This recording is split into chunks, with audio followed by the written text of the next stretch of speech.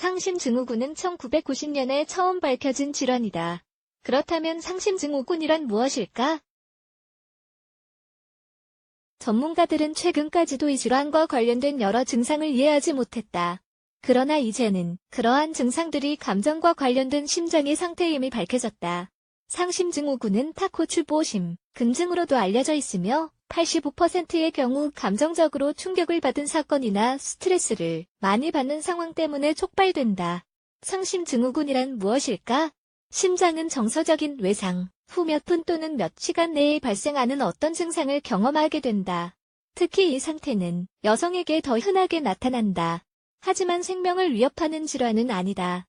그런데도 할 경우 중환자실에서 며칠을 보내야 할 수도 있다. 다행히도 대부분 환자는 회복을 한다.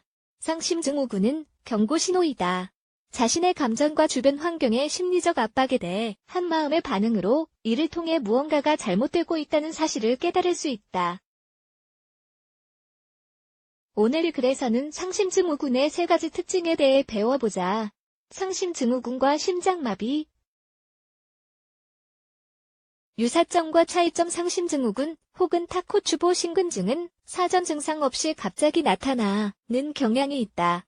그 증상은 보통 다음과 같다. 극심한 가슴 통증, 호흡곤란, 짧은 호흡이나 무호흡. 대부분 환자는 심장마비에 걸렸다고 생각하면서 응급실에 온다. 보통 생화학 검사와 심전도 검사를 통한 결과는 보통 심장마비와 동일한 증상을 나타낸다. 이 환자들의 관상 동맥은 건강하며 아무런 이상도 보이지 않는다. 이는 심장마비와 상심증후군을 구별짓는 첫 단서 중 하나이다. 종종 응급실 의사들이 제대로 된 진단을 내리기가 어려워 이 환자들을 지속해서 관찰하기 위해 집중치료실로 보내기도 한다는 사실을 유념하자. 반면 심장병 전문의는 상심증후군을 진단할 수 있는 가장 확실한 방법은 바로 엑스레이라고 말한다. 보통 상심증후군일 경우 좌심실이 약간의 이상을 보이기 때문이다. 상심증후군이란 정말 무엇일까? 상심증후군은 여러 가지 원인으로 인한 스트레스 때문에 촉발된다.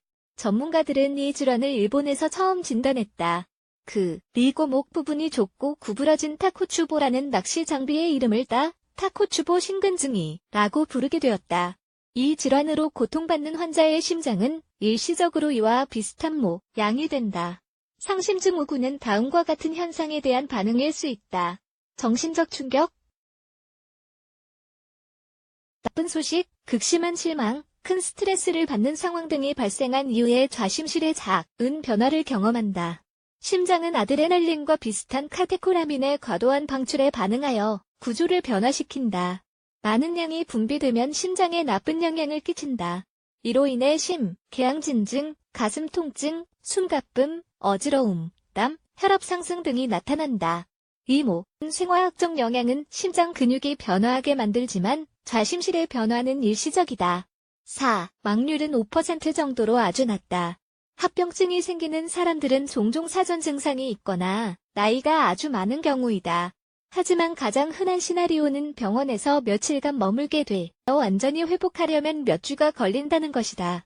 여성과 상심증후군에 대한 여러 연구가 진행되면서 이 질환이 50-65세 여성에게 가장 흔하게 나타난다는 사실이 밝혀졌다.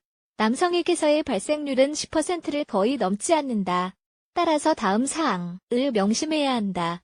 스페인 심장재단 스페니쉬 하트 파운데이션에 따르면 여성이 콜레스테롤, 스트레스, 당 수치가 정상이고 폐경기 이후이며 비흡연자일 때 상심증후군의 발생 위험이 높다고 한다.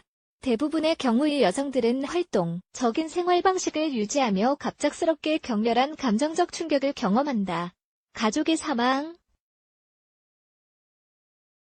심각한 질환의 진단, 정서적 문제, 극심한 가족 스트레스 등으로 인해 말이다.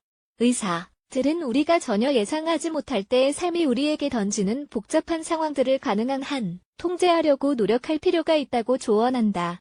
말하긴 쉽고 적용하긴 어려울 수 있지만 통제를 잃게 될 때까지 감정에 압도당하지 않는 것이 중요하다. 우리의 뇌가 부정적인 반응을 보일 때 심장에 직접적인 영향을 미칠 수 있는 카테코라민의 위험한 방출이 일어난다. 이 점을 늘 유념하자.